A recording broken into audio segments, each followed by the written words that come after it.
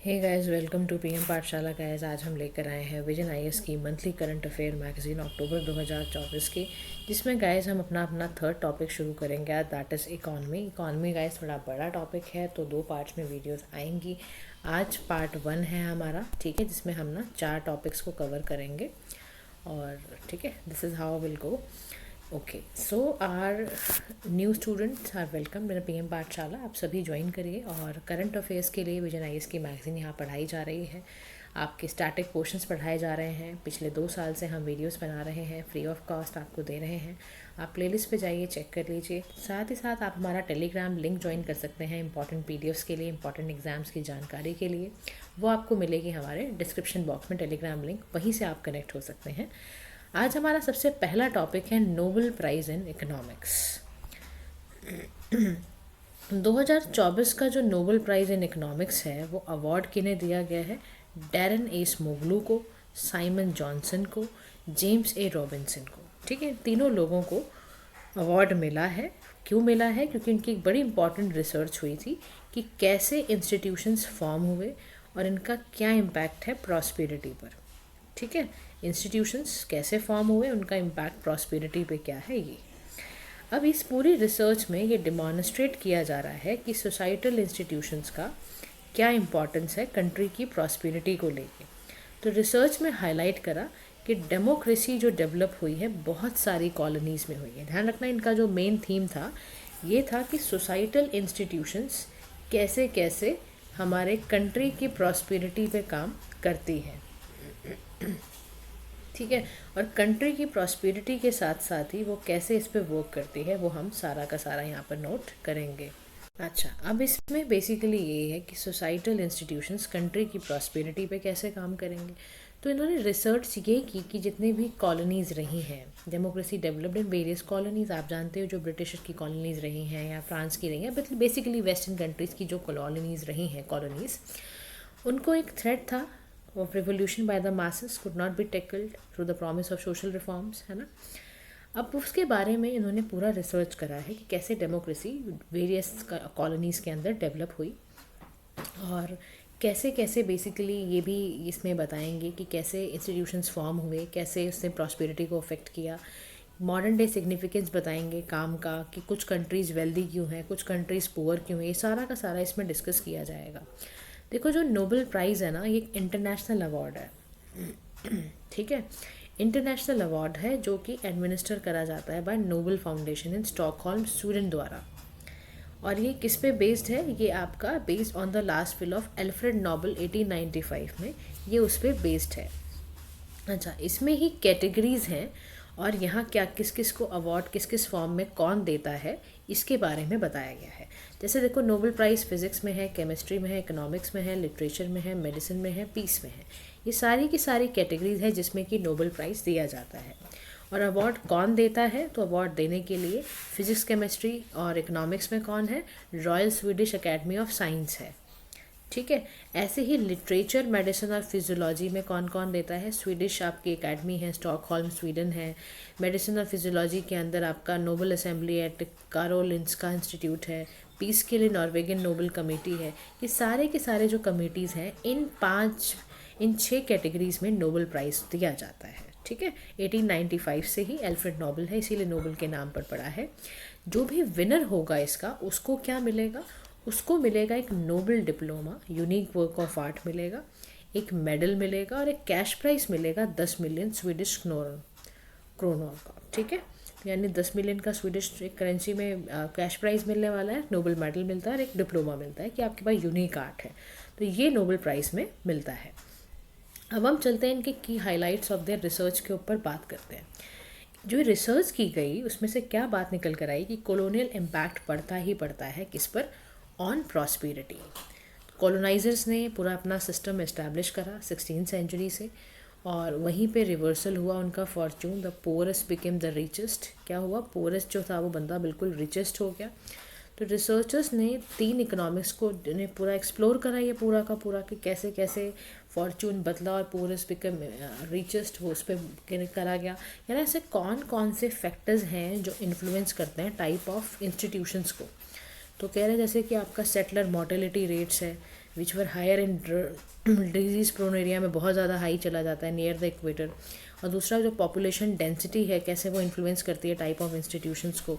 ये सारा का सारा यहाँ पर मामला बेसिकली ये आया कि कैसे कैसे इंस्टीट्यूशनल डिफरेंसेस हैं, कैसे कैसे जोग्राफी डिफरेंसेस, कल्चर डिफरेंसेस होने की वजह से कैसे कैसे नए आउटकम्स कैसे निकल कर आ रहे हैं।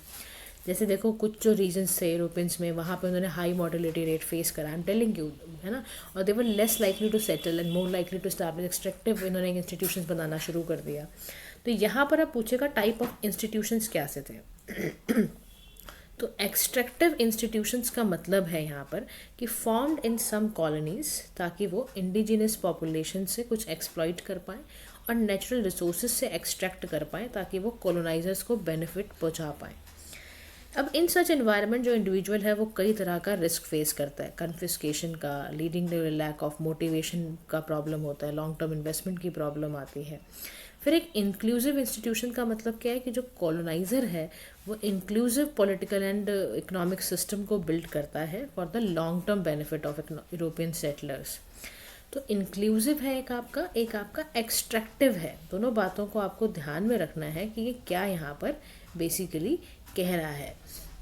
तो एक्सट्रैक्टिव में मतलब है कि आप कहाँ हुए हो, कॉलोनीज़ में आपने बनाया और वहाँ पर आपका ये मतलब है कि कैसे आप इंडिजिनस पॉपुलेशन को एक्सप्लॉइट करोगे, राइट।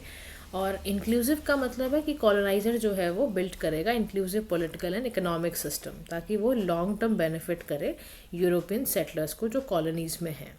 अच्छा, ये सारे के सारे जो इंस्टीट्यूशंस हैं इंडिविजुअल्स को क्या क्या देते हैं, strong incentive to work, save and invest in the long run. तो एग्जाम्पल के तौर पर जो डिवाइडेड सिटी है, Nogales highlights differences created by the type of institution. तो डिवाइडेड सिटी है नॉगुलस हाईलाइट डिफरेंसेस की, उसके द्वारा ये दोनों टाइप ऑफ इंस्टीट्यूशन जो है वो तैयार किए गए हैं। एक एक्सट्रैक्टिव है, एक इंक्लूसिव है। एक्सट्रैक्टिव में हमने क्या पढ़ा कि कॉलोनीज़ कैसे कैसे एक्सप्लॉइट करते हैं इंडिजिनस पॉपुलेशन को ही।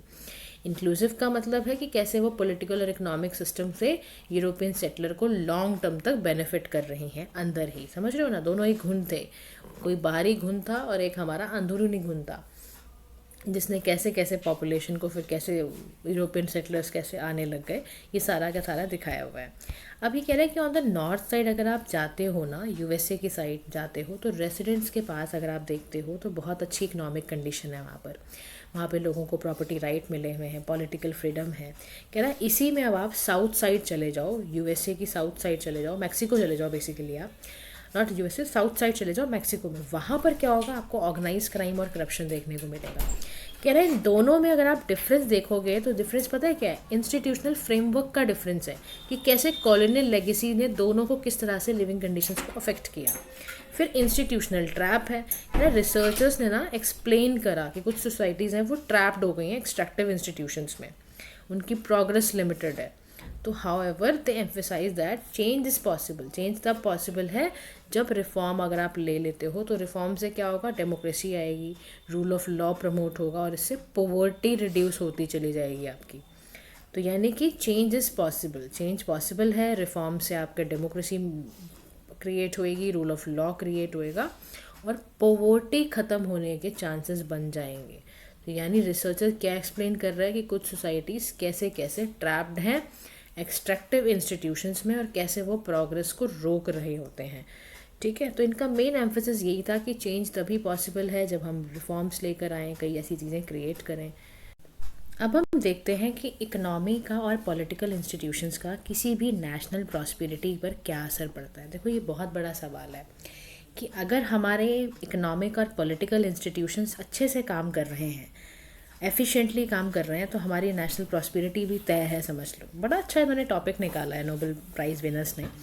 तो first topic is resource allocation and property of right. देखो क्या होता है, इकोनॉमिक इंस्टीट्यूशंस हमारा ना ये डिसाइड करते हैं कि कैसे रिसोर्सेज को लगाना है, कैसे देना है, पब्लिक को कैसे पहुंचाना है, प्रोटेक्ट कैसे करना है ना, करप्शन से कैसे बचाना है, वो सारा काम इसका होता है।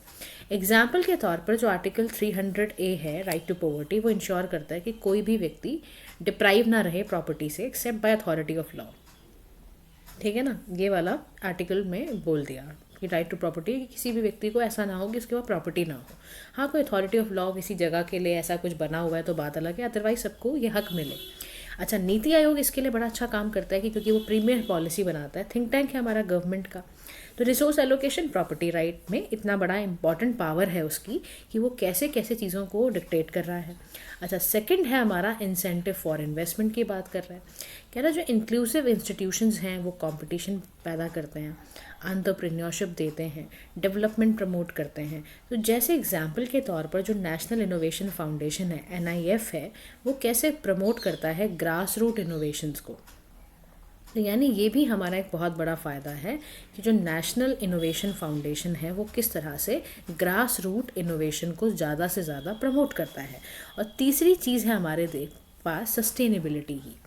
सस्टेनेबिलिटी का मतलब होता है कि जो पुअर इंस्टीट्यूशंस होंगे तो आपको पता है वो बस हार्म ही करेंगे, एनवायरनमेंट को भी, फ्यूचर ग्रोथ को भी हार्म करेंगे, और रिसोर्सेज को जो उनको इफेक्टिव इंस्टीट्यूशन एक सस्टेनेबल रिसोर्स मैनेजमेंट कर सकता था वो नहीं कर पाएंगे।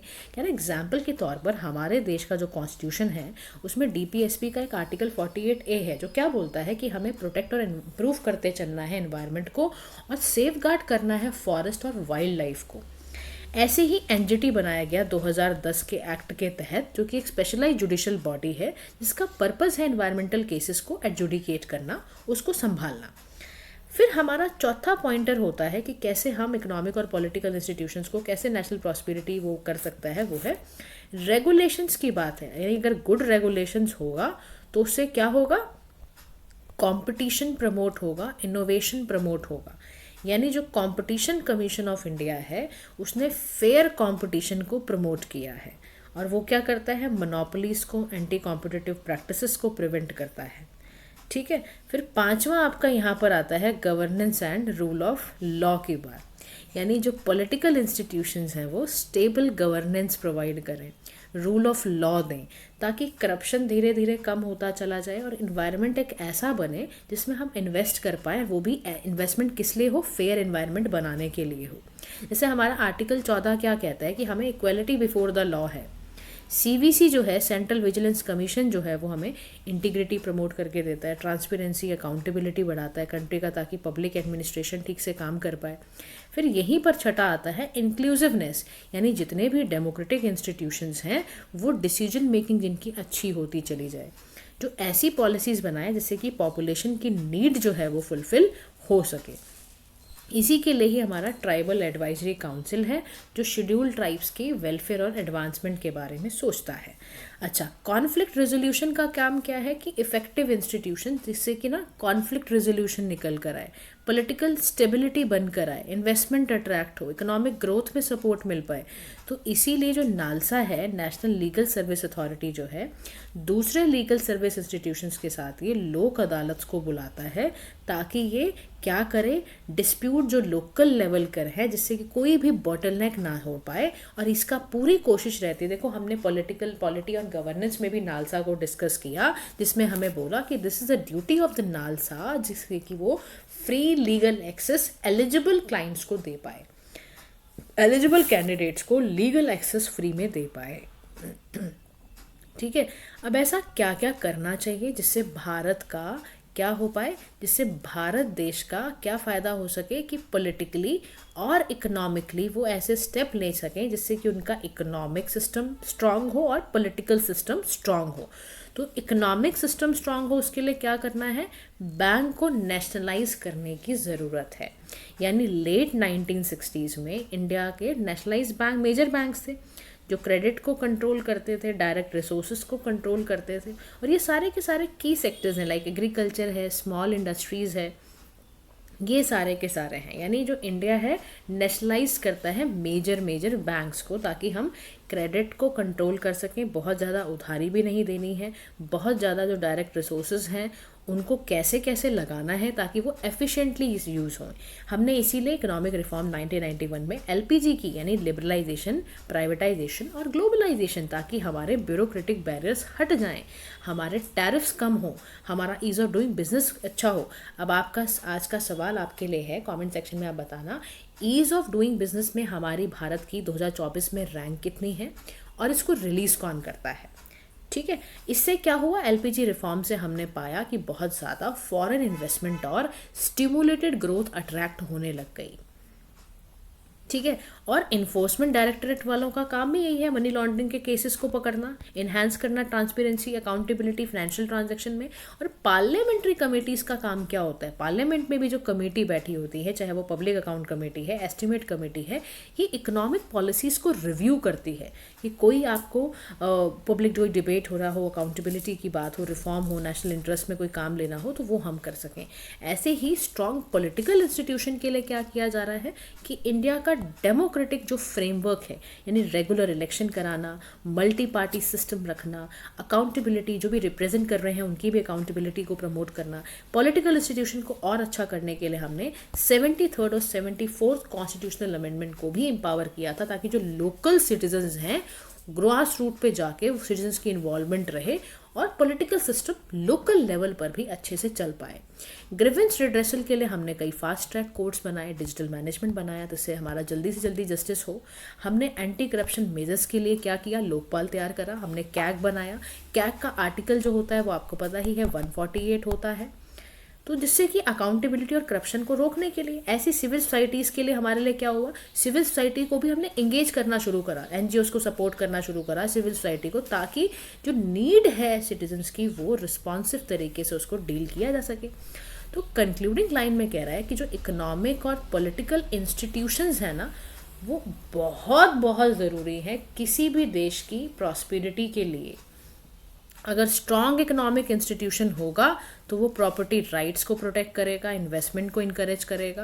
और अगर ये कंबाइन हो जाता है पॉलिटिकल इंस्टीट्यूशंस के साथ तो गुड गवर्नेंस, इंक्लूसिवनेस बढ़ेगा और फॉर ग्रोथ को फोस्टर करेगा। इसी के लिए नोबेल प्राइज ऑफ जो इकोनॉमिक्स है आपको पता चलना चाहिए, कॉमनली नोन एज, देखो ये ना Sveriges Riksbank prize in economic sciences को बोलते हैं, 1968 में ये आया था। It is not one of the 5 Nobel prizes जो अल्फ्रेड नोबेल ने 1995 में लिया हो। इसके जो पहले रेसिपेंट थे वो रैगनर फिश थे, टैन टिनबर्ग 1969 में। भारत के पहले ऐसे कौन थे जिनको नोबेल प्राइज इकोनॉमिक्स में मिला था, 1998 में भारत में अमर्त्य सेन को नोबेल प्राइज फॉर इकोनॉमिक्स दिया गया था, क्योंकि उन्होंने welfare economics and social choice theory पर लिखा था, कंट्रीब्यूट किया था। इनको प्राइज मेडल मिलता है, पर्सनल डिप्लोमा मिलता है, कैश अवार्ड मिलते हैं, तो आपको ये ध्यान रखना है। Now move to the next topic. Next topic में हम डिस्कस करने वाले हैं बी रेडी इंडेक्स के बारे में। बी रेडी इंडेक्स क्या है, कौन इसे रिलीज़ करता है, कौन लॉन्च करता है, वो देखते हैं। देखो, वर्ल्ड बैंक है जो लॉन्च करता है the first edition of its business ready यानी बी रेडी इंडेक्स को, ठीक है। तो एज अ न्यू प्रोजेक्ट अगर हम देखें तो बी रेडी जो है वो 3 ईयर का रोल आउट फेज़ है, जिसमें कि 2024 से लेकर 2026 तक इस पर काम किया जाएगा।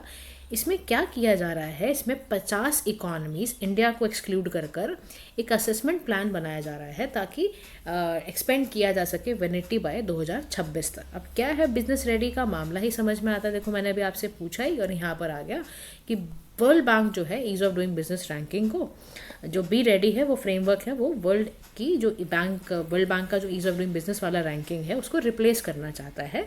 ये क्या करेगा कि किसी भी कंट्री को जब बिजनेस पॉइंट ऑफ व्यू से मेजरमेंट करना होगा तो देखा जाएगा how easy it was to start, कि यानी किसी देश में बिजनेस करना कितना आसान है, उसको कितना ऑपरेट करना आसान है, उस पर ये करेगा। तो यानी इसका नाम ही है बिजनेस रेडी इंडेक्स फ्रेमवर्क। अच्छा, ईज़ ऑफ डूइंग का जो यहाँ बिजनेस की बात है ये डिसकंटिन्यू हुआ 2021 में, क्योंकि बहुत ज़्यादा ईज़ ऑफ डूइंग बिजनेस में इरेगुलरिटी, डेटा और एथिकल कंसर्न आ रहे थे, ठीक है। तो आपको रैंकिंग बताने की भी ज़रूरत नहीं पड़ेगी, बट आप फिर भी चेक कर लो यार, क्योंकि ठीक है इरेगुलर हुआ है, चेक द रैंकिंग्स, ठीक है। तो ईज़ ऑफ डूइंग बिजनेस की रिपोर्ट को डिसकंटिन्यू 2021 में ही किया गया, क्योंकि डेटा इनके बारे में बहुत ज़्यादा गलत बताया जा रहा था। तो 2024 में जो बिजनेस आपके रिफॉर्म एक्शन प्लान रैंकिंग हुई उसको प्रमोट करता था department for promotion of industry and internal trade. Guys, फिर भी मैं कहूँगी ईज़ ऑफ डूइंग बिजनेस के बारे में 4-5 फीचर्स उसके आप मुझे लिख के भेज दो। अपने लिए सेफ साइड चलो आप, कि आपको पता होना चाहिए कि ठीक है बन रहा है रिप्लेस होकर, बट आपको पता चलना चाहिए कि क्या था। 2024 का जो बिजनेस रिफॉर्म एक्शन प्लान की रैंकिंग है उसको प्रिपेयर करता है department for promotion of industry and internal trade. इसमें सारा का सारा इंक्लूड करा गया इंडिकेटर्स वगैरह, जो ट्रैक कौन करता है, बी रेडी इंडेक्स उसको ट्रैक करता है। अब बी रेडी इंडेक्स क्या है इसके बारे में देखते हैं।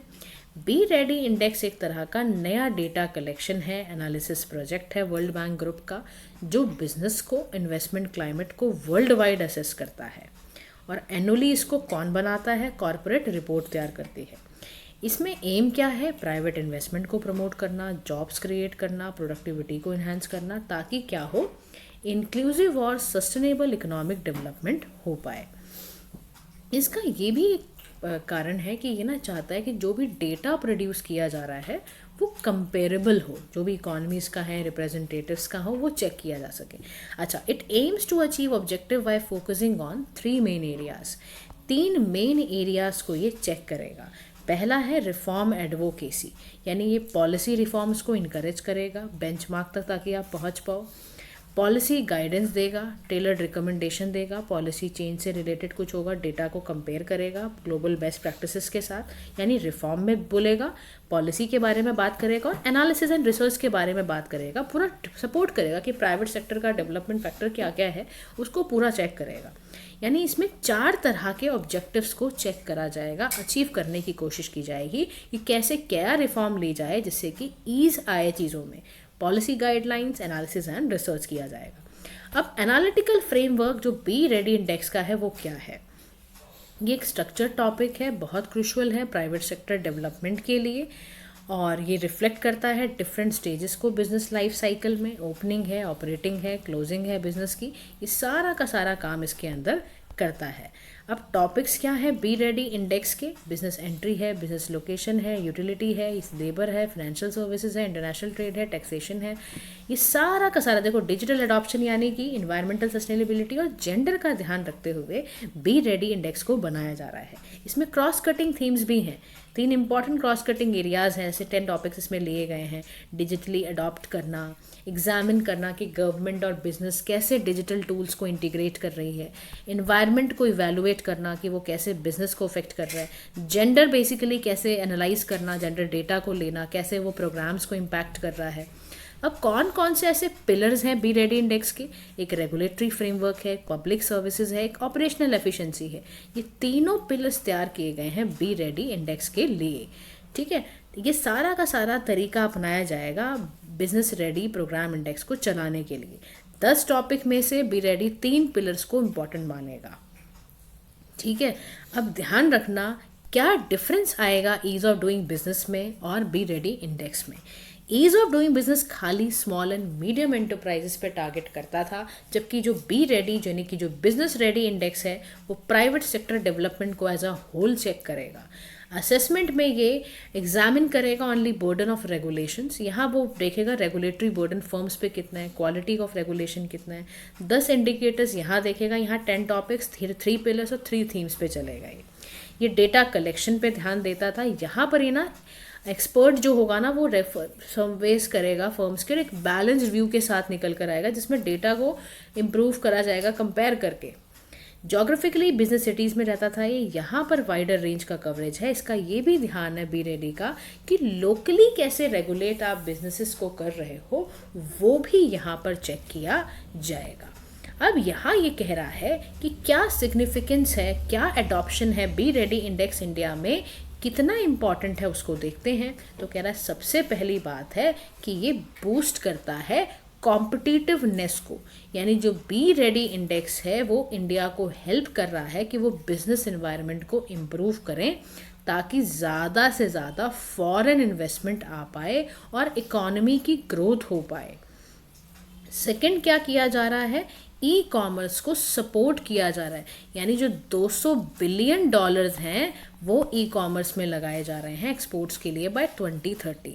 इंडेक्स क्या कर रहा है, आइडेंटिफाई कर रहा है, डिजिटल ट्रेड के इश्यूज़ को डील कर रहा है, लॉजिस्टिक्स के इश्यूज़ को डील कर रहा है, और यहाँ पर इन्फॉर्म्ड पॉलिसी भी बनाई जा रही है। यानी जो डेटा फ्रॉम द इंडेक्स है वो इनसाइट दे रहा है कि कोई भी बिजनेस चैलेंजेस हैं उसको डील किया जा सके, पॉलिसी मेकर्स को गाइड किया जा सके, इनोवेशंस को इनकरेज किया जा सके, इंक्लूसिविटी को बढ़ाया जा सके ताकि जेंडर इक्वलिटी मेजर्स कर पाए। और ये इंडिया के जो इंक्लूसिव डेवलपमेंट डेवलपमेंट वाला जो ग्रोथ है, जिसमें वो इंडिया चाहता है कि वुमेन या जितने भी अंडर रिप्रेजेंटेड ग्रुप्स हैं वो भी सर्विसेज का बेटर एक्सेस ले पाएँ। और मॉनिटरिंग की बात रही तो यहाँ पर हम रेगुलर अपडेट ले पाए, अलाउ कर पाए इंडिया को कि वो प्रोग्रेस कर पाए और ऐसी स्ट्रैटेजीज निकाले जिससे कि ग्लोबल मार्केट में कॉम्पिटिटिवनेस चीज़ें जो हो रही हैं वो क्रिएट हो पाए। तो इसके लिए फिर उसके बाद क्या करा गया, ट्रांसपेरेंसी एंड डेटा इंटीग्रिटी पर भी बात की गई है, यानी ये इंश्योर करेगा डेटा इंटीग्रिटी को, स्ट्रिक्ट गैदरिंग प्रोसेसेस से सेफ गार्ड करेगा, ट्रांसपेरेंसी बढ़ाएगा, फाउंडेशनल डॉक्यूमेंट तैयार करेगा, ये सारी चीज़ें ये तैयार करके निकालेगा और इस पैरामीटर पर ये मेजरमेंट करेगा। लेकिन इस इंडेक्स को इंडिया में इम्प्लीमेंट करना इतना आसान नहीं है क्योंकि रिलायबल डेटा कलेक्ट करना बहुत मुश्किल है। एग्जिस्टिव क्योंकि हमारे पास इनफॉर्मल सेक्टर है, ध्यान रखना, अनऑर्गेनाइज सेक्टर होने की वजह से पॉलिसी रेजिस्टेंस की प्रॉब्लम है। फिर लोकल गवर्नमेंट कैसे स्किल्स एंड रिसोर्सेज को यूज़ करके कैसे निकालेंगी वो भी नहीं पता। फिर ये इम्पैक्ट इसका बहुत पावरफुल और कॉम्प्लेक्स होने वाला है। तो वे फॉरवर्ड में कह रहा है गवर्नेंस को इन्हांस करने की ज़रूरत है, यानी बिल्ड करना है ability of the government institutions कि वो एक क्रिएट कर पाए, इन्फोर्स कर पाए इफ़ेक्टिव पॉलिसीज़ को। स्टेक होल्डर्स को बुलाने की ज़रूरत है, ट्रेनिंग और रिसोर्सेज को प्रोवाइड करने की ज़रूरत है लोकल गवर्नमेंट्स को, इंक्लूसिविटी की ज़रूरत है कि जितने भी रिफॉर्म्स लिए जाते हैं चाहे बिजनेस के हों, स्पेशली आपके स्मॉल एंड मीडियम एंटरप्राइजेस के हों, वो सभी को मदद कर पाए। इसके लिए यहाँ पर ये तैयार किया जा रहा है। अब हम चलते हैं अपने नेक्स्ट टॉपिक की ओर जिसका नाम है scaling of India small companies. Recent paper में हाईलाइट निकल कर आया कि जो मल्टी प्लांट फिनोमिना है वो राइज कर रहा है in the Indian manufacturing sector. अब मल्टी प्लांट फिनोमिना क्या होता है इसको देखते हैं। देखो, यानी कि टेंडेंसी ऑफ मैन्युफैक्चरिंग फर्म्स कि वो ना वर्क फोर्स को इस तरह से डिस्ट्रीब्यूट करें कि वो मल्टीपल फैक्ट्रीज में सेम स्टेट में ही हो, वहाँ पर हो, सिंगल प्लांट में ना होकर मल्टी प्लांट फिनोमिना की बनाने की कोशिश की जा रही है।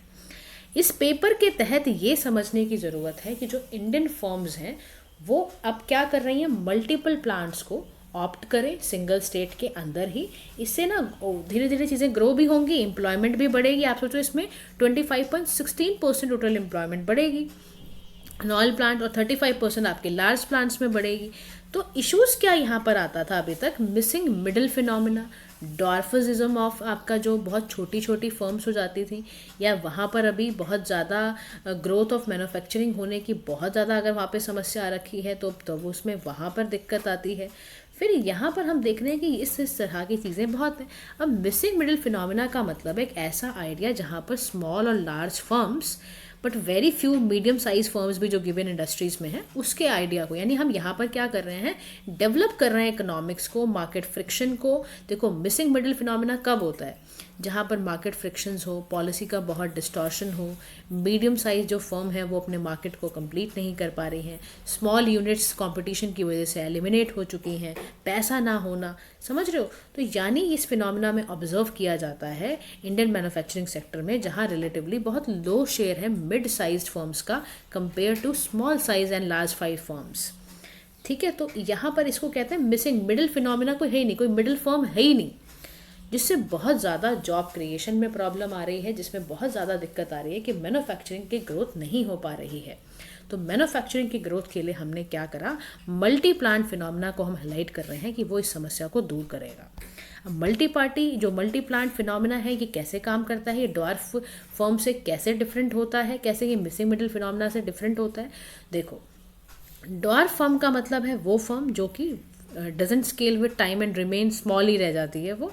मल्टी प्लांट फिनोमिना में क्या होगा, फर्म लार्ज होगी लेकिन वो मल्टीपल स्मॉल प्लांट्स के साथ ऑपरेट करेगी। मिसिंग मिडिल में क्या होता था कि लोअर शेयर है मिड साइज फर्म्स का इंडियन मैन्युफैक्चरिंग सेक्टर में। स्मॉल कंपनीज का मतलब है कि according to some companies amendment rule, जो पेड अप कैपिटल है, जो टर्नओवर है स्मॉल कंपनीज का, वो 4 करोड़ से आगे जा ही नहीं रहा है। ठीक है, अब क्या क्या ऐसे चैलेंजेस हैं इंडियन फर्म्स के स्केल अप करने के, वो देखते हैं। सबसे पहला चैलेंज है रेगुलेशंस का चैलेंज, यानी कि जो इंडिया के लेबर लॉज हैं वो स्मॉलर कंपनीज को कंप्लायंस में रोकते हैं या साइज बेस्ड इंसेंटिव्स को प्रमोट करते हैं। इनफ्लेक्सिबल रेगुलेशंस हैं कि इनकरेज करते हैं फर्म्स को to remain small for benefit retention. तो इंडस्ट्रियल डिस्प्यूट एक्ट 1947 में बोला गया कि कंपनी जिनके 100 एम्प्लॉयज़ से ज़्यादा हैं उनको गवर्नमेंट परमिशन देगी रिट्रेंचमेंट से पहले। ऐसे ही रिस्क मैनेजमेंट एक बहुत बड़ा दिक्कत है कि फर्म जो मल्टीपल स्मॉल प्लांट में आएंगी उनको लीगल बहुत ज़्यादा जाना पड़ेगा, डाइवर्सिफाई होंगी इनकी रिस्पॉन्सिबिलिटी, रेगुलेटरी पॉलिटिकल रिस्क बढ़ेंगे। और फिर हैंडलिंग कैपिटल लेबर रिलेशनशिप्स का मतलब क्या है कि मल्टी प्लांट से क्या होगा, प्रोटेक्शन मिलेगी in the event of labour related dispute. फिर फ्लेक्सिबिलिटी की बात क्या है कि अगर order decrease at one plant तो फर्म रीडिप्लॉय करे वर्कर्स को टू अनदर प्लांट बिना टर्मिनेट किए। ठीक है, तो ये बात भी आपको ध्यान में रखनी है। अच्छा, इकोनॉमिक एंड मार्केट स्ट्रक्चर की बात क्या है, तो जो फ्रेगमेंटेशन है मार्केट की या प्रिवलेंस है इनफॉर्मल सेक्टर की, वो मल्टी प्लांट्स को कंट्रीब्यूट करती है, स्मॉलर फर्म्स को प्रमोट करती है। फिर मैनेजमेंट की स्टडी ये बताती है कि हमारे पास प्रोफेशनल मैनेजमेंट नहीं है, ठीक है ना, या अदर चैलेंजेस हमारे पास क्या है, डिफ़िकल्टीज़ है लैंड एक्वायर करने में, स्मॉलर प्लांट्स बहुत ज़्यादा डिस्पर्स लेबर पूल्स के पास हैं, स्पेशली वुमेन्स के यहाँ। तो अब इंडियन फर्म्स पे इस चीज़ों का असर क्या पड़ेगा, या इंडियन फर्म्स हमेशा छोटी की छोटी क्यों रह जाती हैं, क्योंकि लो प्रोडक्टिविटी है। लार्ज प्लांट प्रोडक्टिव ज़्यादा होते हैं, स्मॉलर प्लांट्स हैं इतने नहीं होते हैं। तो एज पर इकोनॉमिक सर्वे कि डिस्पाइट हमने ऑर्गेनाइज फर्म भी बना लिए, डॉर फर्म्स में सिर्फ 8% की प्रोडक्टिविटी देखी जाती है। फिर इम्पैक्ट है एक्सपोर्ट कॉम्पिटिटिवनेस से, हम बहुत ज़्यादा इंपोर्ट कॉम्पिटिटिवनेस करना पड़ता है हमें, एक्सपोर्ट की परफॉर्मेंस हमारी इतनी अच्छी नहीं होती है। तो कह रहा है कि इसी वजह से देखो जॉब क्रिएशन में भी एज़ पर इकोनॉमिक सर्वे 2018-19 जो डॉर फर्म्स थी हमारी, उनका जो कॉन्ट्रीब्यूशन था एम्प्लॉयमेंट में वो सिर्फ 14% था। एम्प्लॉयमेंट की क्वालिटी देखोगे तो एज़ पर इकोनॉमिक सर्वे 2018-19 जो स्मॉल फर्म्स हैं वो बहुत स्ट्रगल करती हैं, वो जॉब्स नहीं क्रिएट कर पाती हैं, वो परमानेंट जॉब्स लार्ज नंबर में किसी को दे ही नहीं पाती हैं क्योंकि उनकी ग्रोथ ही रुकी रहती है।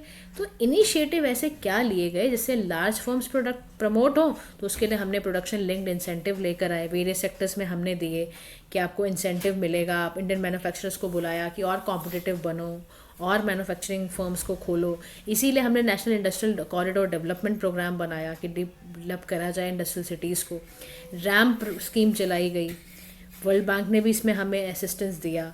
फिर कोडिफिकेशन किया हमने लेबर लॉस का भी। तो वे फॉरवर्ड में कह रहा है कि देखो जी सनसेट क्लॉज तो मानो, इकोनॉमिक सर्वे 2018-19 ने ना ये बहुत ही हाईलाइट करके बोला था कि जितने भी साइज बेस्ड इंसेंटिव्स हैं ना उनका सनसेट क्लॉज लगा दो ऑफ लेस देन 10 ईयर्स, उनको नेसेसरी ग्रांट फादरिंग देने की बहुत ज़्यादा ज़रूरत है।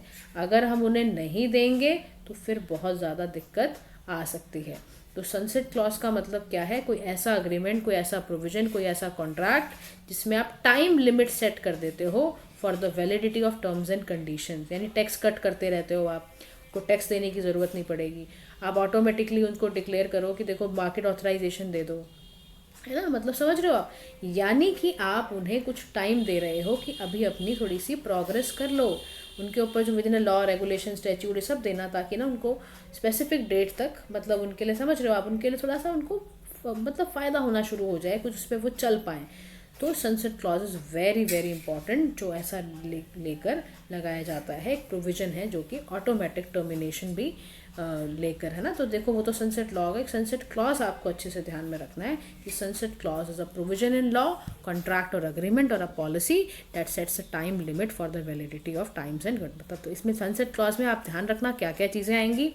टैक्स कट इसके अंदर आता है कि टैक्स कट दिया जाता है ना, declaration that expires automatically after a set number of year, तो ये सब कुछ दिया जाता है, उसके अंदर ही ये सारी चीज़ें की जाती हैं। अच्छा, इसके अलावा मैनेजमेंट एंड स्किल डेवलपमेंट की भी बात की जा रही है। क्या किया जा रहा है, मैनेजमेंट एंड स्किल डेवलपमेंट की बात की जाती है। कैपिटल्स का एक्सेस, डायरेक्ट क्रेडिट फ्लो मिले यंग फर्म्स को ताकि वो हाई एम्प्लॉयमेंट इलास्टिक सेक्टर्स को एम्प्लॉयमेंट बढ़ा सकें, प्रमोट कर सकें मोर इंडस्ट्रियल क्लस्टर्स को, इंडस्ट्रियल जोन क्रिएट कर सकें ताकि वो share infrastructure, market linkage, technology का एक्सेस, फिनेंस, टैलेंट वगैरह को आगे से आगे बढ़ा पाएँ। नेक्स्ट टॉपिक आपका आता है PM Gati Shakti national master plan. ये न्यूज़ में क्यों था, क्योंकि PM Gati Shakti national master plan 2021 में लॉन्च किया गया था 3 साल के लिए। पीएम गति शक्ति क्या है, ये एक तरह का अप्रोच है जिसमें आप क्या करते हो, ट्रस्टवर्दी इंफ्रास्ट्रक्चर को एक्सेलरेट करते हो। ताकि आप सिंक्रोनाइज कर पाओ, होलिस्टिक इंटीग्रेटेड डेवलपमेंट कर पाओ, नॉलेज टेक्नोलॉजी इनोवेशन बढ़ा पाओ। और अप्रोच में 7 इंजन्स का इस्तेमाल किया जाता है, railway, road, ports, waterways, airport, mass transport, logistic infrastructure को। ऑब्जेक्टिव इसका क्या है? ऑब्जेक्टिव इसका ये है कि आप ईज़ ऑफ लिविंग को इन्हांस कर पाओ, ईज़ ऑफ डूइंग बिजनेस को इन्हांस कर पाओ, डिसरप्शंस आपकी कम हो और कंप्लीशन वर्क का ज़्यादा से ज़्यादा हो। PM Gati Shakti national master plan develop किया गया था डिजिटल मास्टर प्लानिंग टूल के द्वारा, BISAG and Bhaskaracharya national institute for space applications. Open source tech है, मेघराज ने इसको होस्ट किया था, इंटीग्रेटेड इसरो सैटेलाइट्स हैं इसमें कॉम्प्रिहेंसिव डेटाबेस है ऑनगोइंग और फ्यूचर प्रोजेक्ट्स के लिए वेरियस मिनिस्ट्रीज द्वारा, चाहे वो भारतमाला है, चाहे वो सागरमाला है, चाहे वो इनलैंड वाटरवेज है, ये सारे के सारे लिए गए हैं। प्रधानमंत्री का जो ये गति शक्ति प्लान है, इसके बहुत इंपॉर्टेंट टारगेट्स हैं। पहला टारगेट है कि 2 लाख किलोमीटर नेशनल हाईवेज बनाए जाएं, 200 नए एयरपोर्ट, हेलीपोर्ट्स और ये सब वाटर एरोड्रॉम्स बनाए जाएं, 1600 तक आप कैपेसिटी कार्गो की बढ़ाओ, पावर ग्रिड बढ़ाने की बात, रिन्यूएबल कैपेसिटी को हमें ज़्यादा से ज़्यादा बढ़ाना है फाइनेंशियल ईयर 2025 तक। अब तक क्या कोई अचीवमेंट ले पाए हैं हम? बिल्कुल ले पाए हैं। On boarding whole of the government single platform में प्रधानमंत्री गति शक्ति में इंटीग्रेटेड है 44 सेंट्रल मिनिस्ट्रीज हैं। इसमें सोशल सेक्टर पे क्या इम्पैक्ट पड़ा है? जो पीएमजीसी है, सोशल सेक्टर एक्सपेंशन करती हैं, इनका एक अपना मास्टर प्लान भी है। इससे क्रिटिकल इंफ्रास्ट्रक्चर गैप्स को दूर करते हैं ये, और इससे जीआईएस टूल भी निकल के आता है जिससे इंफ्रास्ट्रक्चर डेवलप हो पाए। इनसे क्या हो? ब्रेक थ्रू असेसमेंट हो, जिससे ताकि 208 इंफ्रास्ट्रक्चर प्रोजेक्ट्स आ पाए। Why there was a need of PM Gati Shakti national master plan की ज़रूरत क्यों है? क्योंकि ये डिसजॉइंटेड प्लानिंग के लिए। Why there was a need, क्यों ज़रूरत पड़ी थी आसानी से? क्योंकि ज़रूरत इसलिए पड़ी क्योंकि हमारे साथ पहले क्या होता था, कोऑर्डिनेशन डिफरेंट डिपार्टमेंट्स में होता ही नहीं था, जिससे बेचारा पब्लिक के लोग और बहुत पिसते थे और बहुत ज़्यादा हमारा जो एक्सपेंडिचर था वो वेस्ट होता था। क्यों? क्या होता था ऐसा कि repeated road excavation, cables, gas pipeline, water lines, इस पर कोई कोऑर्डिनेशन नहीं, अंडर यूटिलाइज रह जाता था हमारा इंस्टॉल्ड इंफ्रास्ट्रक्चर। जैसे कह रहा है एलएनजी टर्मिनल हमने बनाया तो उसका बहुत 2013 से पहले उसकी कैपेसिटी बहुत ख़राब थी, बहुत डिलेड पाइपलाइन कनेक्टिविटी हुई। फिर इंफ्रास्ट्रक्चर में हम देखें अगर तो स्टैंडर्ड कुछ होते ही नहीं थे। कह रहा हर railway over bridge requires fresh ministry of road and transport आता था और अपने बिना टाइमलाइन पब्लिक को इनकन्वीनियंस देकर कोई स्पेसिफिकेशन होता ही नहीं था। इतना वेस्ट, पैसा भी वेस्ट, पब्लिक को भी दिक्कत, स्टैंडर्ड भी नहीं कोई ब्रिजेस का। फिर कोऑर्डिनेशन में डिले अप्रूवल वगैरह का भी प्रॉब्लम आ गया। कह रहा आप सोचो 11 महीने डिले हुआ दिल्ली मेरठ का एक्सप्रेस वे, क्योंकि पेंडिंग था, अप्रूवल ही नहीं मिल रही थी रेलवे बोर्ड से। तो ये सब समस्याओं को दूर करने के लिए ही पीएम गति शक्ति को लाया गया। अब पीएम गति शक्ति क्या कर रहा है, कैसे इंफ्रास्ट्रक्चर की ग्रोथ के बैरियर को हटाता है? तो सबसे पहला काम करता है geospatial intelligence for smarter planning करता है। क्या करता है? रियल टाइम डेटा निकालता है जीआईएस का, ठीक है, एक इंसाइट देता है, इन्फॉर्म करता है, डिसीजन मेकिंग लेता है, स्मार्ट लॉजिस्टिक्स को लेकर आया जाता है ताकि अच्छा हो जाए हमारा, साइलोस को ब्रेक करके ताकि मिनिस्ट्रीज में डेवलप करा जा सके और कई सारी चीज़ों को ऐसे डेवलप किया जा सके। फिर रिवोल्यूशनाइज करने के लिए बहुत सारे प्रोजेक्ट प्लानिंग्स को मल्टी मॉडल कनेक्टिविटी देने के लिए काम कर रहा है। एनवायरनमेंट मिनिस्ट्री के साथ मिल के काम कर रहा था, यानी इन्वायरमेंट का, इंफ्रास्ट्रक्चर का, रोड ट्रांसपोर्ट का किस तरह से ध्यान रख रहा है। मल्टी मॉडल कनेक्टिविटी इसका सबसे अच्छा पॉइंट है, बाकी भी इट्स ऑल इम्पॉर्टेंट। अब चैलेंजेस भी हैं पीएम गति शक्ति के नेशनल मास्टर प्लान में। सबसे बड़ा चैलेंज क्या है हमारे पास? इशू ऑफ इंटरऑपरेबिलिटी, और हमारा जो गवर्नमेंट डेटा है वो नॉन डिजिटाइज है। डेटा ना होने की वजह से, लैंड रिकॉर्ड ठीक से ना होने की वजह से हमें बहुत दिक्कत आती है। फिर डेटा सिक्योरिटी के क्राइसिस के लिए मिनिस्ट्री ऑफ इलेक्ट्रॉनिक्स पहुंच जाता है कि यार वैल्यूबल इंफ्रास्ट्रक्चर का डेटा के चक्कर में तो आप प्राइवेसी उड़ा दोगे किसी की। फिर limited data sharing with private sector, वैसे नहीं देता डेटा। फिर यहाँ पर बॉटलनेक क्या हो जाता है कि लैंड एक्वायर करना एक बहुत बड़ा प्रॉब्लम है, लीगल प्रॉब्लम्स हैं, लोकल पॉपुलेशन कुछ हेल्प ही नहीं देना चाहती है, इन्वायरमेंट के बहुत ज़्यादा स्टैंडर्ड्स हैं। तो how can India improve the implementation of PM Gati शक्ति को पूरी तरह से कैसे इंडिया इम्प्लीमेंट करेगा? तो सबसे पहला काम करे, ब्यूरोक्रेटिक प्रोसीजर्स को आसान कर दे। लैंड कैसे एक्वायर करना है, प्रोजेक्ट को कैसे अप्रूव करना है, आसान कर दे ये मामला। फिर एड्रेस कर दे कई सर्टेन इश्यूज़ को, स्ट्रक्चरल इश्यूज़ को, माइक्रो इकोनॉमिक स्टेबिलिटी के इश्यूज़ को, और लैंड एक्विजिशन डिसीजंस को अच्छा कर दे। तो open up Gati Shakti platform to the private sector, यानी आप क्या करो, प्राइवेट कंपनीज को ग्रांट दो, नॉन सेंसिटिव शेयरेबल डेटा उनको ला कर दो, और डिस्ट्रिक्ट लेवल पर एक्सपेंशन करना शुरू कर दो, डिसेंट्रलाइज प्लानिंग कर दो। तो पीएम गति शक्ति इनिशिएटिव जो है वो एक ट्रांसफॉर्मेटिव अप्रोच है इंफ्रास्ट्रक्चर डेवलपमेंट इंडिया में करने की। एक सीमलेस, एक एफिशिएंट तरीका होगा अगर हम वेरियस मिनिस्ट्रीज़ के साथ बैठ के एडवांस टेक्नोलॉजी